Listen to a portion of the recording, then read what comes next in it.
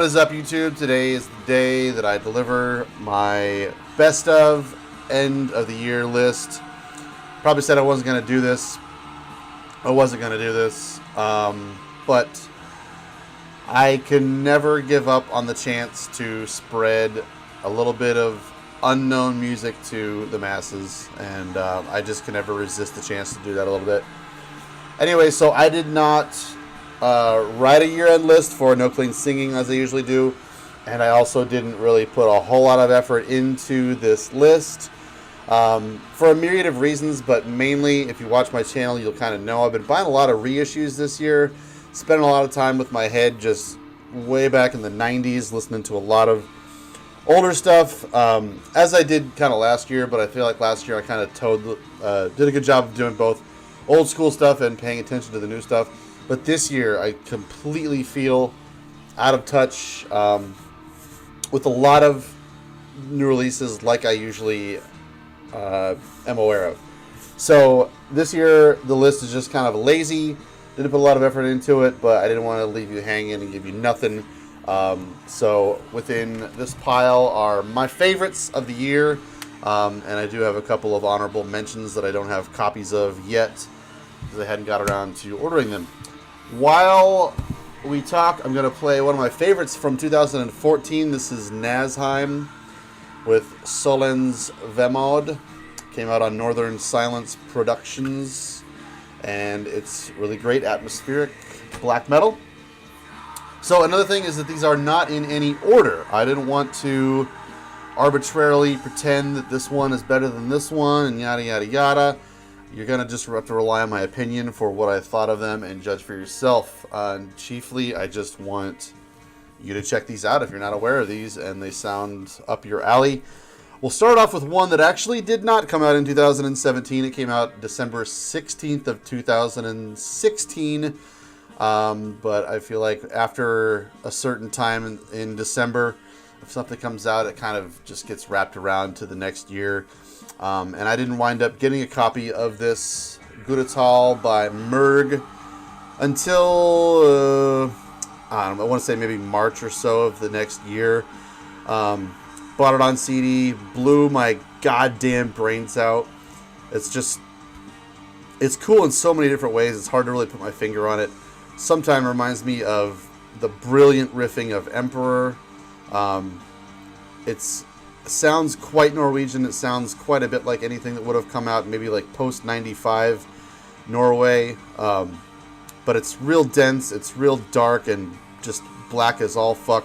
So it's not like there's a lot of that variation in instrumentation that you would come to expect from something that came out of Norway or Sweden, for that matter, around those days. So it's got kind of a slick, updated sort of style to it, but references quite a bit and quite brilliantly late 90s Norwegian black metal, even though it's a Swedish band. Let's see, Nordvis put this out on CD and LP. You should be able to pick up copies from several distros, and you just do it. Just do it. It's great.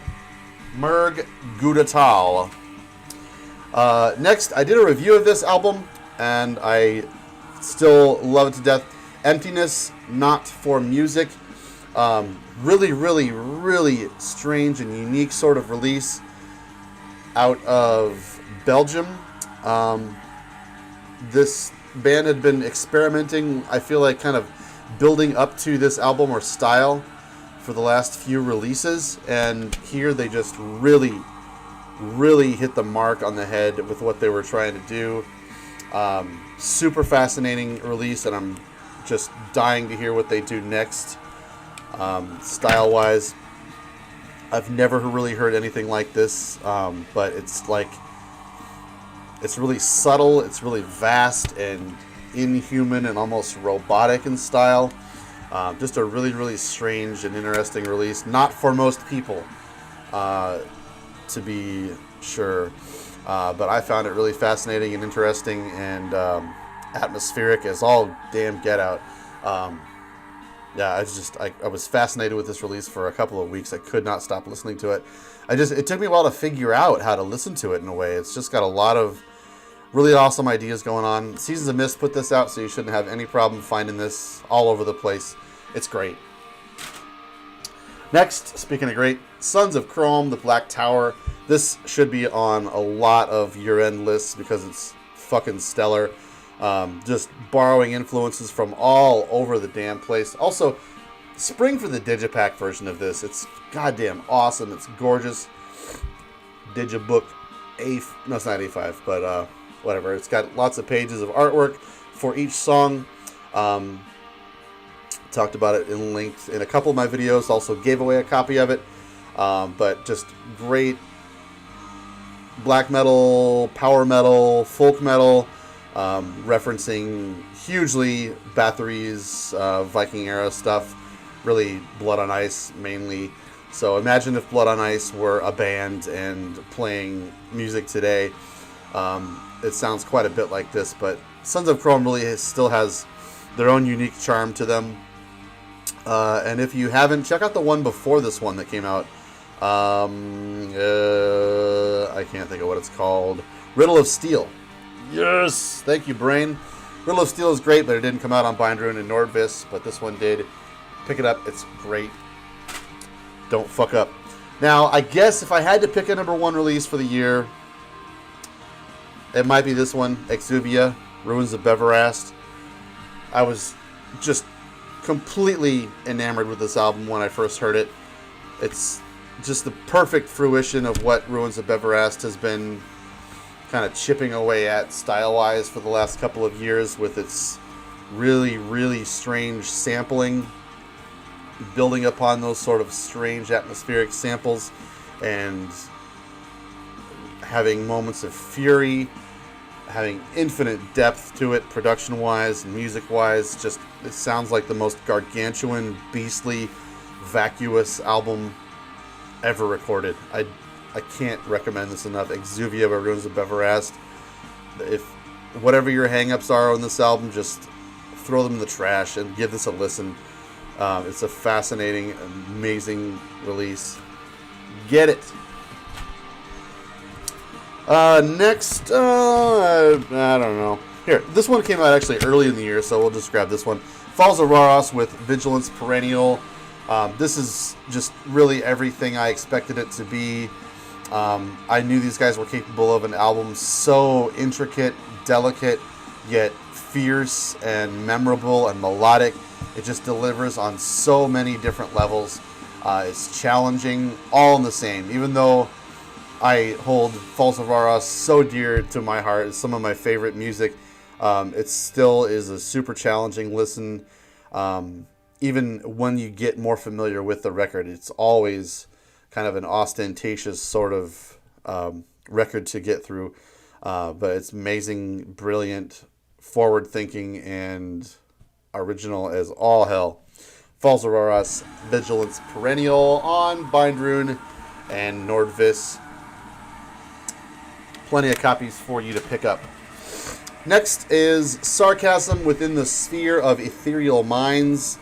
A style I don't ordinarily listen to very often, and I feel like a style that's kind of forgotten and buried by time. Another kind of 90s, late 90s sort of Swedish death metal, maybe kind of mellow death in a way, but just delivers that style that's pretty familiar and palatable and just something that you can instantly access when you put it on. It just reminds me of so many bands from back in those days, like In Thy Dreams, At the Gates, Dark Tranquility, In Flames, stuff like that.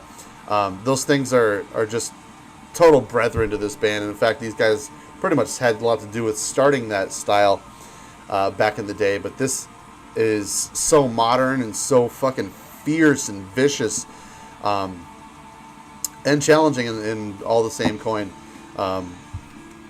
I think they should have a new album out next year as well. Not a super huge fan of this cover art, but man, Dark Descent did a great job putting this out, and thank hell for bringing these guys back to the limelight. I think with the little bit of steam they had chugging on this one, is super well reviewed. I think they could probably see a lot of success with their next release. So I'm really looking forward to what they bring to the table. It's not often you hear a band this day and age anymore with this much ferocity and fucking power packed into their records. Sarcasm, within the sphere of ethereal minds, fucking riff monster. Speaking of riffs, we've got Speculon Colton with Kezia Lilith Medea. Did not expect to be listening to this album as much as I wound up listening to it. Picked it up on Bandcamp and couldn't stop fucking listening to it. Picked it up on CD and still even could not put it down. The only way I was able to release my life from the grips of its talons was to buy a whole bunch of other CDs. I did a little bit of a review in this when I got it in, but subject matter is really cool. Artwork is really awesome. This is a style that I don't really hear much of. It's like a Chilean sort of Black Death, but they really... I guess what it does for me is that they made me realize that the styles of death metal and South American death metal had some tenements about them that could be borrowed upon and built upon so strongly, and have a lot of character added to them. The South American style isn't something that ordinarily really appeals to me, because usually it just kind of feels like they're beating the same dead horse. And at times I want to hear that, but this takes that dead horse, reanimates it, throws a bunch of amazing, vivid sort of coloration to it, and makes a whole new beast of its own. Kezia Lilith Medea by Speculon Colton. Obviously, all the links down below will help you find your destiny. Wolf Spell Records put out this next one, and I talked about it for a minute. I've talked about all these in previous videos. This is Ruta by Kalmankantaja. Wolf Spell Records put it out. As I said, this album is just fucking brilliant. As far as I know, right now, only 100 copies of this CD exist, and I don't see any plans to put it out on vinyl, so you should definitely jump on this. Killer fucking band, and I can't wait to see what else these guys do in the future. They're kind of coming from an area, they're Finnish by the way, but they sound quite a bit like sort of a more modern, a little more bestial sort of dark metal. There's a lot of sort of tributes to Catatonia hidden and buried throughout some of their albums, so that's kind of a leaping off point. But every riff on here, there's just great riffs packed mile high. Production on this is just absolutely pristinely perfect. It lends so much character to the style, and makes this just a brilliant listen. I think I listened to this 3 times in a row when I first put it on.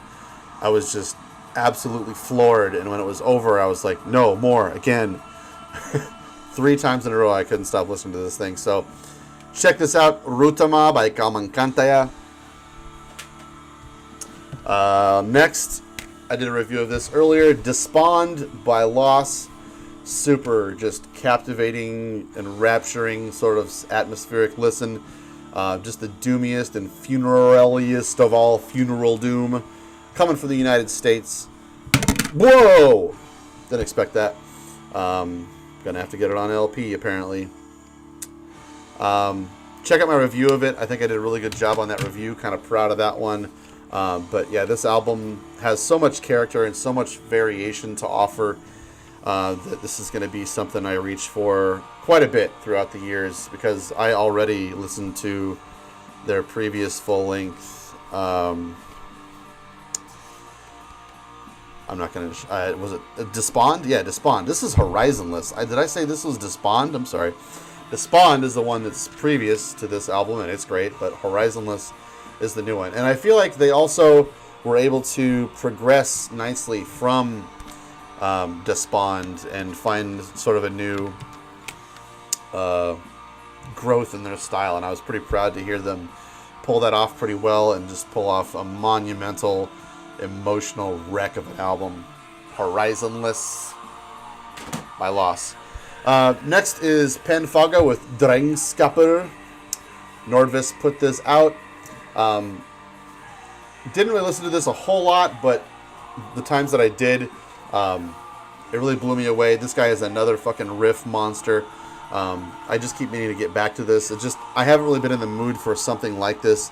I find Panphage is the kind of thing I really got to be in the mood to listen to. But Storm should be coming out on CD and LP next year. And I think he has a new record coming out soon as well next year. And then there's that Demos collection just came out on Nordvis. So Panphage is really seeing a light of day these days. But Drengskapr is a great full length from him. On Nordvis. 2 honorable mentions that I don't have copies of yet. I wish I did so that I could show them to you, but I've been listening to them on Bandcamp quite a bit. They are The Process of Self-Becoming by Verge, the Finnish black metal band. Super, super great new record. I guess their last full-length, Sex and Religion, had kind of just a little bit of hinting of a little bit of that post-black metal style to it. And I didn't expect the new record to take off with that sort of style so much, and definitely not so successfully. They did a fucking killer job on that record, and wow, it's astounding style-wise. I've only listened to it, I think, once all the way through, because I wanted to wait till I got the CD copy of it to listen to it more. And also, it didn't have good U.S. distribution until Seasons of Mist picked it up from Voidhanger a couple of weeks ago. So that's why I don't have a copy of it. That's why I haven't listened to it very much. But I was absolutely floored by it when I first listened to it a couple of weeks ago. And the other honorable mention is Tehom, Tehom, a 2-man project from Sweden with an album called The Merciless Light. Is that what it's called? Yeah, The Merciless Light. Reminds me quite a bit of... I'm not going to be able to think of that band. It won't matter because none of you would have heard of it anyways. But just raw, stripped down death black metal from Sweden. Deathened black metal, blackened death metal, whatever. Really just toes the line between both of them. Doesn't fucking matter. It's just a ripping riff monster all over the place. Sometimes kind of reminds me of like Nunslaughter in a way, riff-wise, just how it's just kind of like ham-fisted but fun and great and blasphemous as fuck. A lot of times it's not really relying upon speed the way a lot of brutal and aggressive bands do these days. And it's kind of refreshing actually to hear a lot of variation in the speed and therefore aggression that they utilize throughout the album. And they pull it off super well. From what it looks like, it's just pretty much like one guy wrote the whole album and he hired a drummer to play on it. And it just fucking slays. Haven't heard anybody talk about it. Tehom with The Merciless Light. I'll try and put some words on top of the video so you can check it out. So that's it. That's my year-end list for 2017. Other than those metal records, this entire year can fuck off. This year fucking sucked for most of us here in America. So whatever. We'll see you next time. Thanks for joining me. Please check out some of these albums. They're fucking great. I mean it from the bottom of my fucking blackened heart. Listen to this music. It's amazing. And keep on thrashing.